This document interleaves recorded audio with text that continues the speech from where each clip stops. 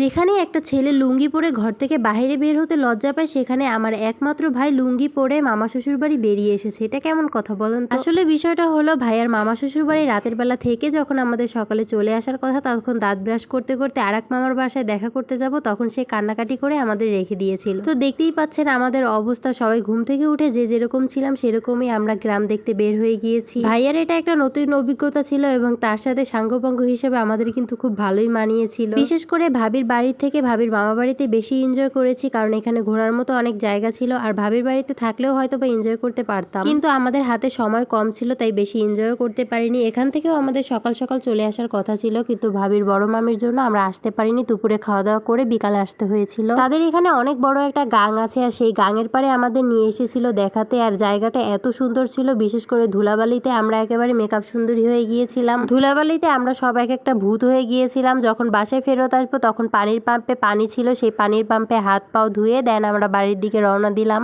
আসলে সময় কম হলেও আমরা অনেক অনেক এনজয় করেছি, যা আমাদের দেখেই আপনারা বুঝতে পারতেছেন। তো গাইজ, আজকে এখান থেকে বিদায় নিচ্ছি। সবাই ভালো থাকবেন, সুস্থ থাকবেন। নেক্সট ভিডিওর জন্য অবশ্যই অপেক্ষায় থাকবেন। আল্লাহ হাফেজ।